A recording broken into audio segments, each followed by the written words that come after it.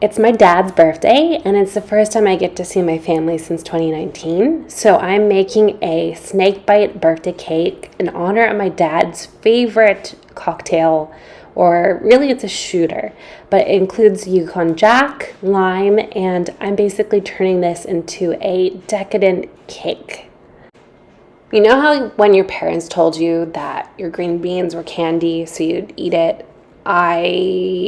This is basically it. Instead of doing buttercream or sugar flowers, I'm actually doing bean flowers today to kind of get in that extra protein that otherwise just wouldn't happen at all in a cake.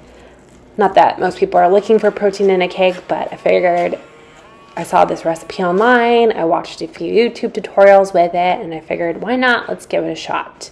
I will warn you that it is fairly labor intensive with slightly mixed results at the end. Here I'm just flavoring a little bit with a liquor 43 to give it a less beany flavor. And stir, stir, stir till it looks like maybe slightly overcooked mashed potatoes. It should basically clump in the pan, and then you can add a little bit of milk or heavy cream. And then I'm just adding a little bit of pandan flavoring to it so that it has a little bit of a less of a beany flavor.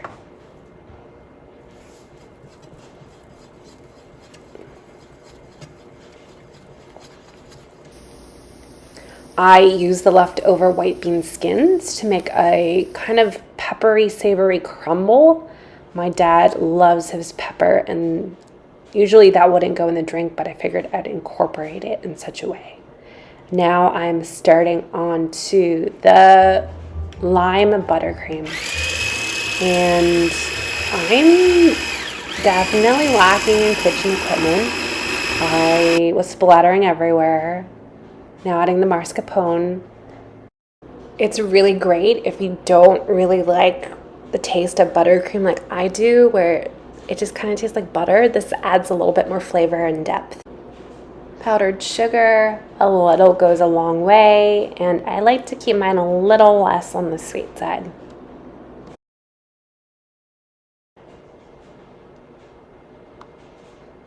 A little goes a long way.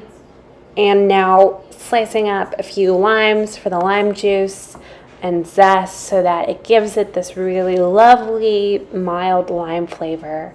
We're keeping it natural. I'm not adding any dyes to this. You could if you wanted to make it green or some other limey kind of color, but I'm really just keeping it a pretty natural mascarpone buttercream. And yeah, let's get all the juice out of it. Don't want to waste it.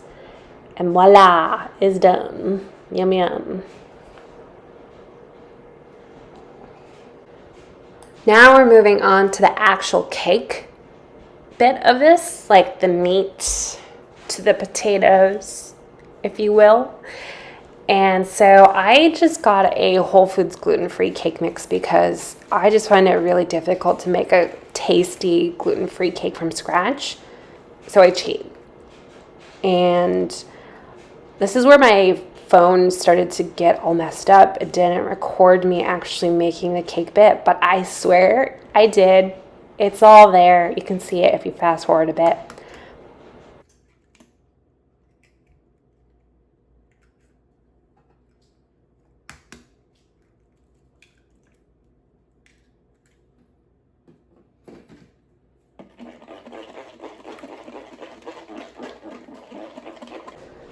And this is where I really started to have problems with the flowers. I will admit that I don't really do any piping.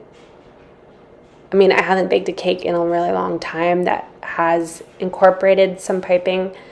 So I'm on the struggle bus here, and eventually I actually had to ask my fiance to help me because he has a lot steadier of a hand than I do. He's also just overall better sculptor than I am and better with his like little fine motor skills.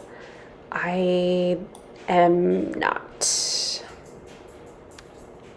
But my baker dreams are not stopped there because I can cut blueberries pretty well.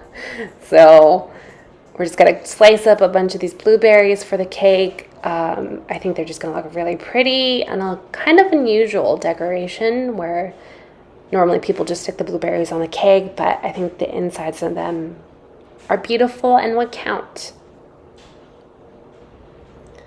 So off we go with the cakes.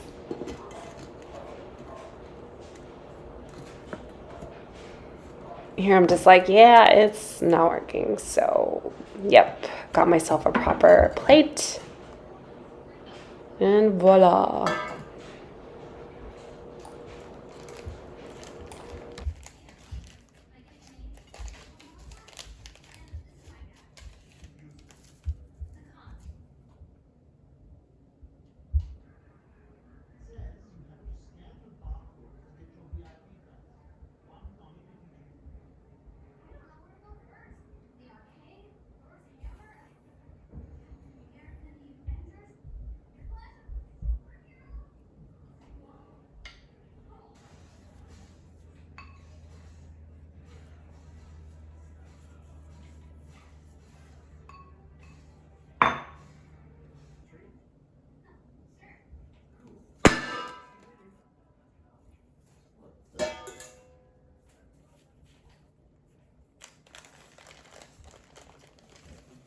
Mm-hmm. Smells really good. Here I am leveling the cakes. They're fairly flat. They cooked pretty well, but I just like to level it a little bit so it's not so much of a Humpty Dumpty kind of bulge going on in the middle. And I am using a pre-made goat milk caramel spread. It's so tasty. You don't really taste the goat's milk, but it just gives it like a little bit of a tangy, caramelly flavor. Oh, it's so good. So excited.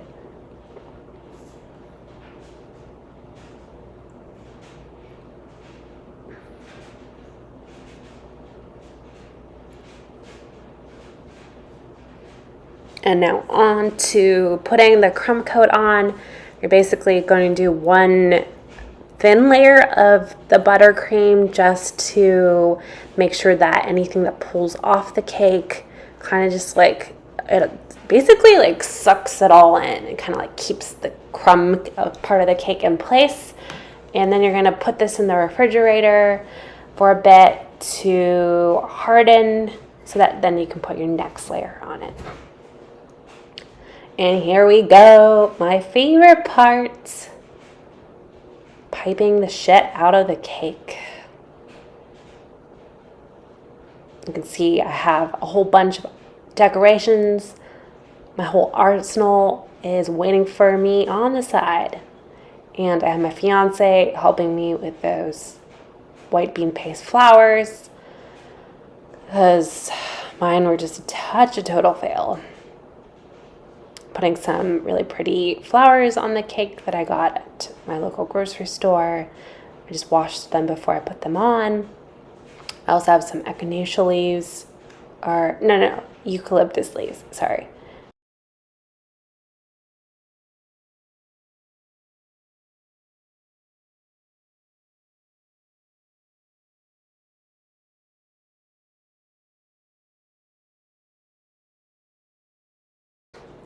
And then we're turning this into a little bit of a garland kind of look on the top of the cake. I am trying to keep it not looking so like anaconda snake like polka dotty. Here I was just like, oh, this is an epic fail. What am I doing? But all in all, I think it turned out pretty cute. It's a very natural looking cake. Again, it's Yukon Jack yellow cake with a goat milk caramel and Yukon liquor spread, as well as a lime buttercream with mascarpone cheese, blueberries, white bean paste flowers, and a salted and spiced white bean skin crumble on the top.